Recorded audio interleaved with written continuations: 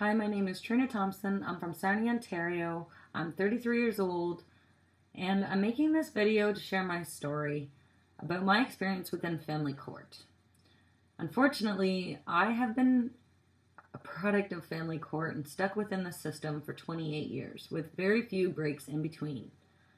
From 1985 to 2003, I was the child of the situation, the system, and from 2003 to 2014, I have been the adult stuck within a system. I found that, from my experience, there is a lot of questionable tactics being used within family court that clearly are not in the best interest of the children. I compare my father's case to my own case, and they mirror each other. There is no doubt in my mind that some of these things that are being said are not that of the opposing client, but is ultimately suggested by lawyers to make it look better, make them more money. I have no idea why they do it, but it has really become toxic to a lot of families, and I am struggling with watching so many people be oppressed and so many people being ignored. It needs to stop. So when my dad originally passed on, I had been, within the year before, helping him sort out his FRO issues. Being that I was the cause of that oppression, I felt morally obligated to defend and stand up for my father and help him find resolve. We kind of somewhat did find resolve and had some action in the end just months before he passed, but the stress just was too much, and he passed away at 51 years old. It's unfortunate, but when we get into the documentation, it is very clear that the stress that the oppression from the courts caused my father probably was the cause of his deteriorating health and ultimately led to his early death. I would sit there and watch my father call and seek lawyers and help, and every time he did, he was told, get a lawyer. No, we can't do this. No, we can't do that. No, blah, blah, blah, blah, blah. Same things that I've been told. They told him that they couldn't address the issues of support that my mother was collecting 5 years after I moved out, 6 years after my brother moved out. We were adult children. I was about to give birth to my second child at the time that I took the phone from him myself, and I told them that if they did not stop taking money off this man's check, I would take them to court, and that it would not be too good to see a child saying, hey, that's wrong. Hey, you're committing fraud and you're enabling crime. Not only did they take this money for all this time after, but they also somehow gave my father 2 different names, 2 different case numbers, 2 different files numbers, and held him accountable for both accounts. Upon researching within the last little while and reviewing all the documentation from that time, I have also learned that my mother had willingly collected this money, both checks, under 2 different names. One, her married name, Ona Marie Thompson. 2, her maiden name, Ona Marie Marwick. I was dumbfounded that she collected both. I recall from memory back then, after I moved out, she never had the checks sent to her home address. She always had them sent to a P.O. box. So hopefully, if somebody ever does do an investigation, they will look into that. I do have one documentation, one letter from her to me with one of the P.O. boxes details on it. So, you know, I would assume that that's one of the P.O. boxes that she used to collect these fraudulent checks. So I'm going to get into it. So this is a condensed package of my dad's case. I just took out the ones that actually really show the problem, bluntly show the problem that everybody seems to tell me they can't do anything about. Even though, in my opinion, it proves perjury, it proves fraud, it proves intentional infliction of emotional distress, emotional abuse, it proves financial abuse, abuse of the system, defamation, slander, child abuse, and so many more things. So to tell me that they can't do anything about these crimes and that they just willingly enabled this woman to abuse her family for personal gain is unacceptable. And I will not stop until there is resolve and my father is remembered and honored in the appropriate ways. He deserves to rest in peace, not smeared within a new case that I am involved with as an adult. And that is exactly what has happened, and that is exactly what they have enabled. And it just is supposed to be in the best interest of the children. Well, I'll tell you, none of this, as me as a child, was in my best interest. But instead it hurt me and made her feel like she could treat me any way she wanted. Anyway. And then blame me when I confronted her about what she did. Every time it seems that somebody speaks up and tells the truth or calls out a professional within this system for misconduct or conflict or whatnot, they are labeled. And that is a very dangerous, toxic thing to do, especially when that person is innocent. I know the rules for professional conduct, and from my experience, from what I see, they're just a bunch of words. Because there is no accountability for when somebody is caught partaking in causing unnecessary hardships in the home, within families, based on the hate and vindictiveness of another. It's truly sad. So I'm going to get into this. So this is like just condensed, and I'm going to start with December 30th, 1986. And it's a letter from my father's lawyer to my mother's lawyer. I have highlighted the key points that I'm going to read to you, and also for when I hand this over to the police so they can't miss anything.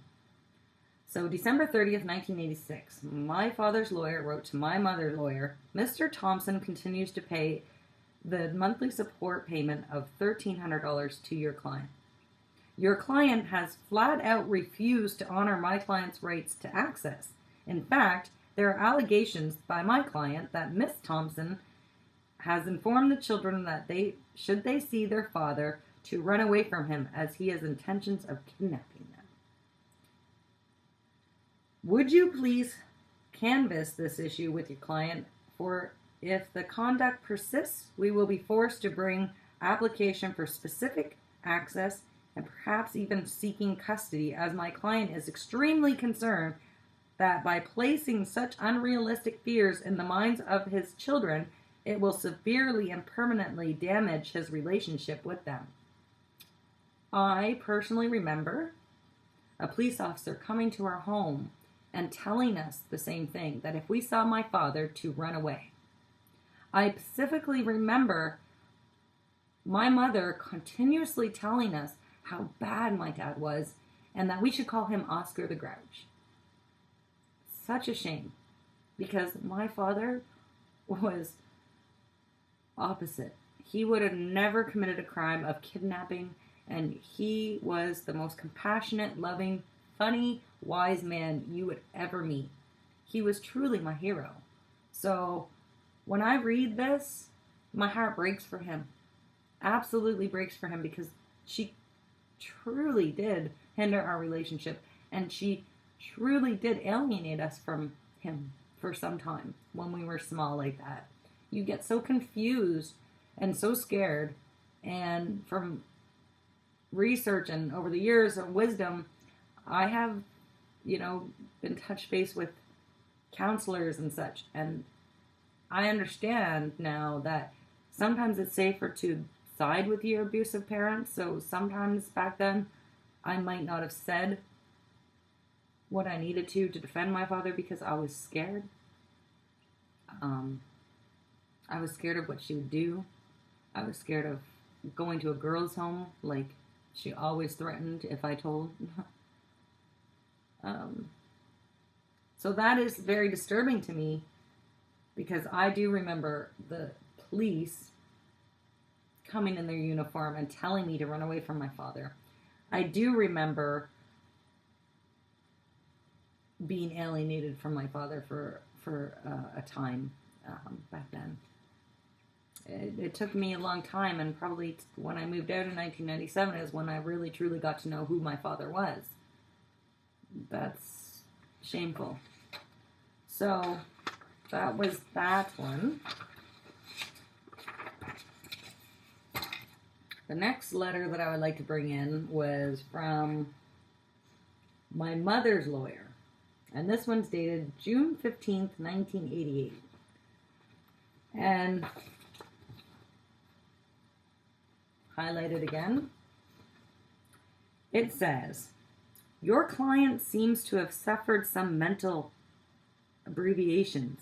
He wrote 2 letters to my client at their home address. One was registered and one was special delivered. I enclosed a photocopy of the registered letter. Your client appears to want access but doesn't want to contact the client directly to arrange access. Not does he want to attend at the home. My client has no interest in cooperating in this fashion. You might meet with Ken Thompson, discuss the contents of the letter with him, and get back to me. Nothing will occur until after you talk to me, since we are quite concerned about this man's mental stability.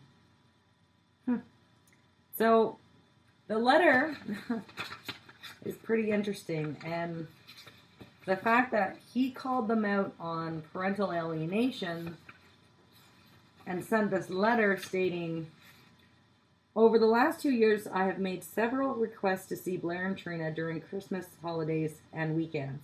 Each time, you would use Blair and Trina to bargain with me for support payments.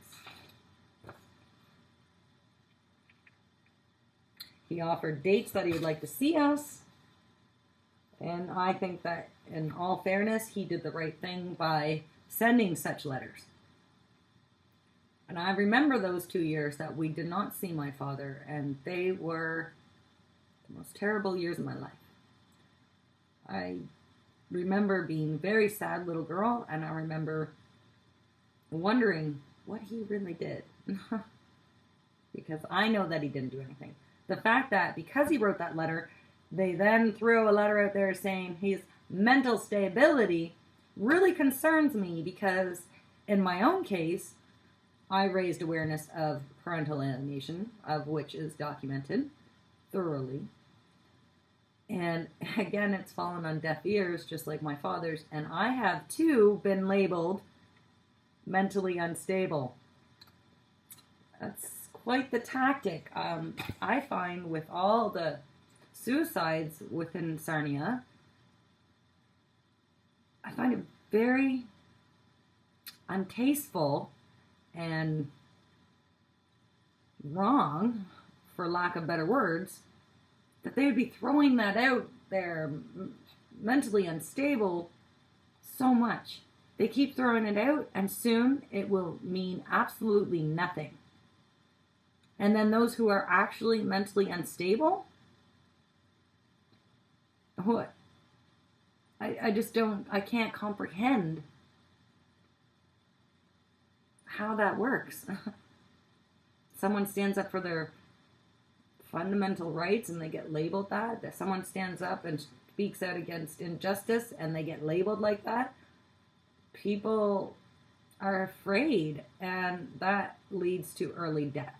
And I cannot sit here knowing what I know and continue to allow them to treat my family or myself with such disregard and disrespect to our beings and who we are. They are legally smearing our character based on vindictive hate of an ex-spouse. That is clearly not in the best interest of any child, and it should not be enabled or encouraged by professionals who know the law and know that this is clearly wrong. Clearly. So the next one is a student data sheet of mine.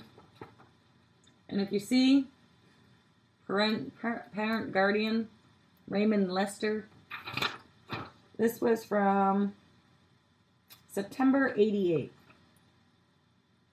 The other one, Ona Marie Thompson.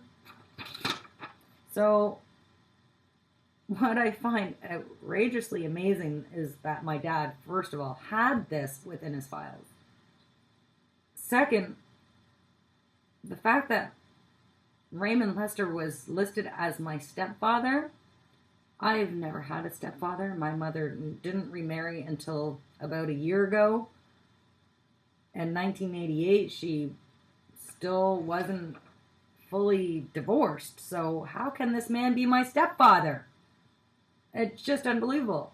Goes on to become an even bigger issue with me because Raymond Lester's brother, Stephen Lester, in 1997 was convicted of sexual abuse on me, and from 1988 to 1997 he had continuously violated me, and I am 100% sure my mother knew and she did nothing. It wasn't the first male friend of hers that had done such things. And I am disgusted. As a mother, I am disgusted to see this. I am disgusted to know that she herself made that happen, enabled it, and looked the other way while her child's hurting. Then, the interesting part, they get a divorce, December 13th, 1988. Again, that's after she listed this man as my stepfather. And if you see the names, John Kenneth Thompson. That is not his name, but that's when the name change happened. So then, in April 17th, 1989, a letter comes from my mother to my father's lawyer, and it disturbs me so much because it is about me, and the things that it says, I know for a fact are a lie. That never happened. So, knowing what I know, knowing what I went through, the last one that I read you to this one makes total sense. She was covering up for these friends of hers, these men, touching me and blaming my father, just like they labeled him as mentally ill because he called out parental alienation, which he had every right to do. He loved us so much. He didn't want to see us being brought up in such a way. It's abusive. We deserved to see my father. We deserved to have a relationship with him. And she just cruelly hindered that in every which way, smearing legally his character, which is a crying shame because it was just hearsay and there was no documentation to prove this woman's allegations. The fact that she brought cops into it is just unbelievable. So I'm just angry, so let me get into this now.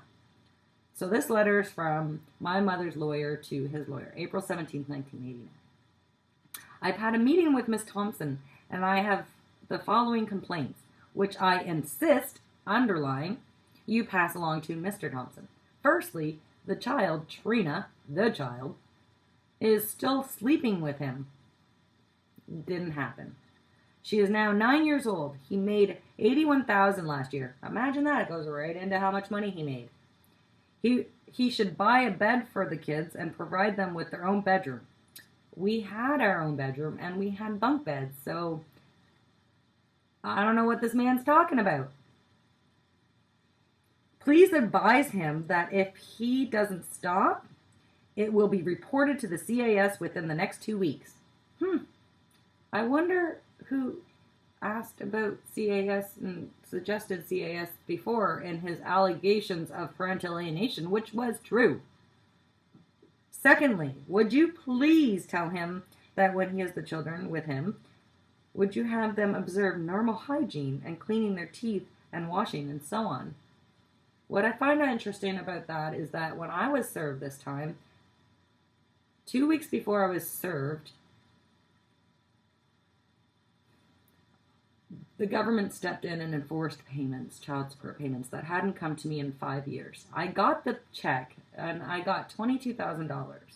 2 weeks later, I was served with the same kind of complaints about normal hygiene and cleaning of their teeth. They called it soft neglect and said that I didn't do that stuff.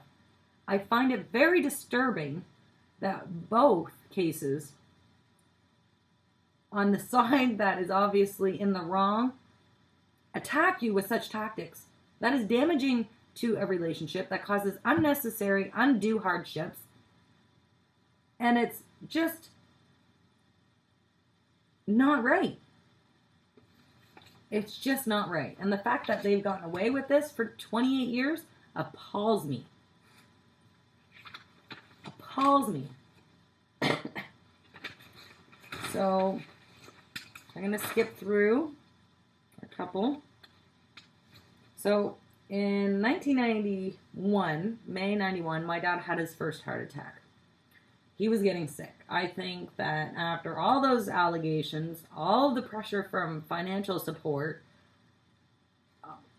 the fact that these men were doing these things to me, my dad knew. He himself had called CAS, but nothing ever happened.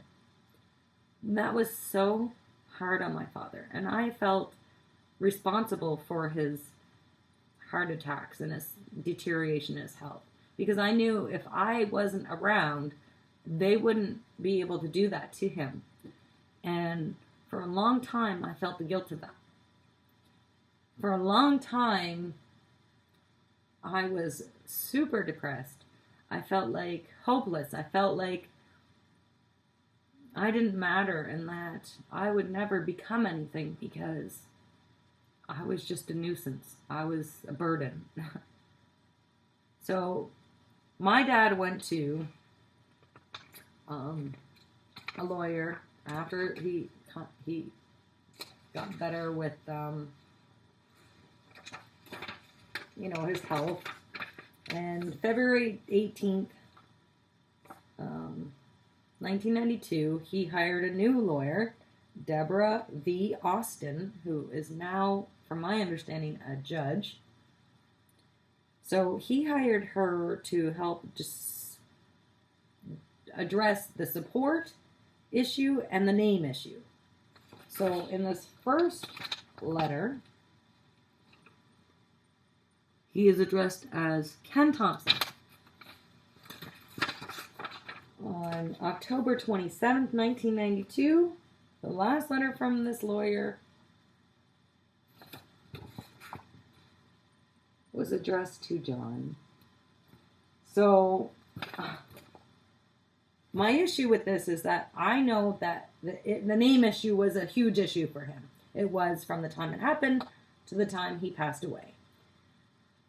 The fact that he hired lawyers to help with the financial part and the name part, which kind of led into the financial, having 2 case files, and he hired this lawyer only to have nothing resolved. What was the point? What was the point? That was 1992. Still lived at home, but that was wrong.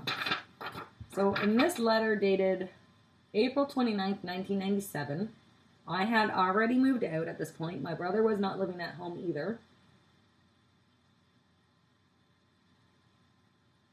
And they were looking for support from Kenneth Thompson. Case file number, social insurance, all on that side. That's just groovy. So, I wasn't living at home. January 20th, 1999, he gets another notice. But this time, it is addressed to John Kenneth Thompson. And if you look, social insurance number 0000000. How is that even possible? How is that possible?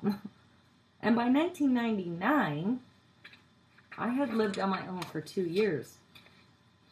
So in 2002, I was pregnant with my second child, and I had watched my dad fight with the FRO on the phone and shake and turn white and his lips turn blue because his health was just not well.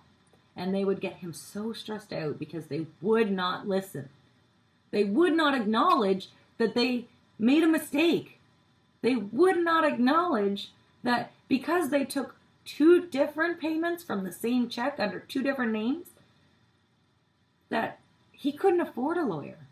And based on paperwork, on the other end, he could, because they didn't acknowledge the second payment.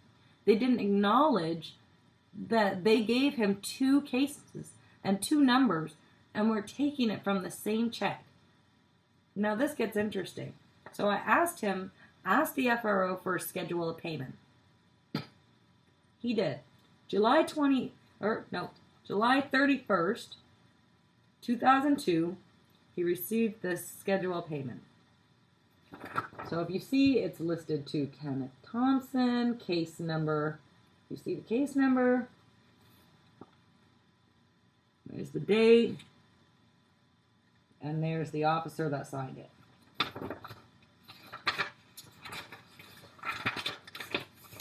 Now, because they made the mistake of 2 different cases, he got a second one in the mail addressed to John Thompson. You look at the case number, clearly different. File number, clearly different. And the date, yet again, the same. And the worker, again, the same. So when you flip the first page of both documents, Kenneth Thompson was paying to the benefit of Ona Marie Marwick.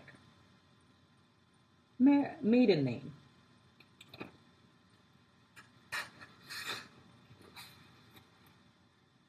Payer, Kenneth Thompson.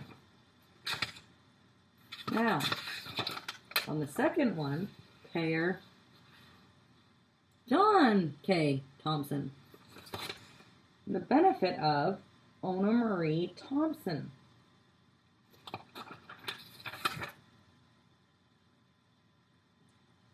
I don't understand.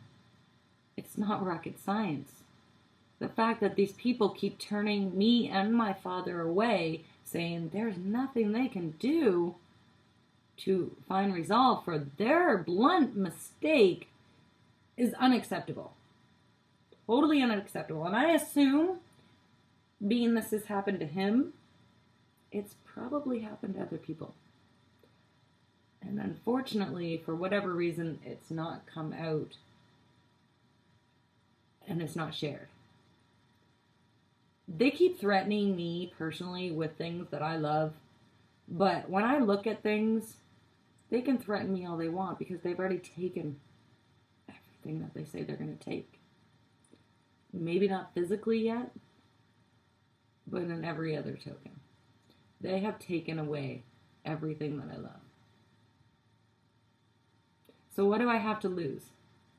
It is my constitutional right to be protected and not treated cruelly, and to be able to reach out through media or the press to get support and help to resolve such issues. I'm just dumbfounded. So after I got on the phone with him and he got these documents, we got some interest. Well, he got some interesting mail, but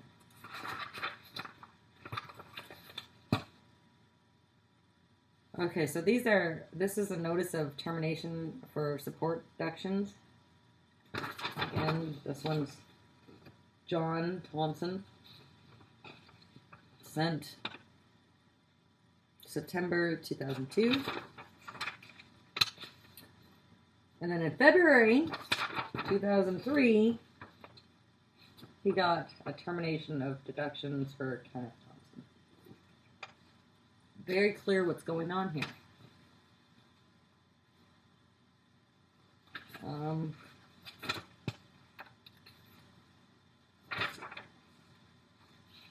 So, all of a sudden, in December 2002, the FRO sent my dad a check, John Thompson, though, for the amount of $266. Then,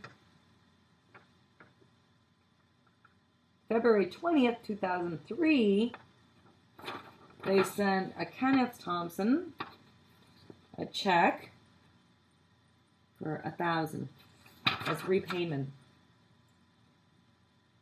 And clearly the case numbers do not match on those checks either, along with the other stuff. So this is just some, like I said, I've photocopied. So this was a letter that my dad wrote. It says, JP, see if he has the authority to stop garnishes and then hire a lawyer to straighten this out. Never happened. Because nobody, unless you have money and a lawyer, and even then, depends, wants to hear this stuff. They don't want to admit that they were wrong. They don't want to admit that they made a mistake. In my files, I have all kinds of documentation, pay stubs, everything, receipts for child support payment from 1986 all the way up. That proved that my father was an incredible man, and he did good by his children. And he was treated unfairly and labeled unfairly within a corrupt, unjust system that everybody doesn't want to deal with. Nobody wants to address it. Nobody wants to admit. They just keep on making the same mistakes 28 years later, not correcting them, not acknowledging them, but doing the same thing to people. Unbelievable. Just because somebody stands up for their fundamental rights does not make them mentally unstable. Just because somebody speaks out against somebody of a position of power does not make them bipolar.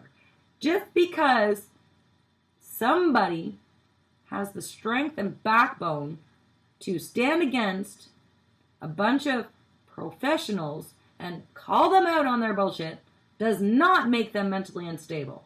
That makes them a hero.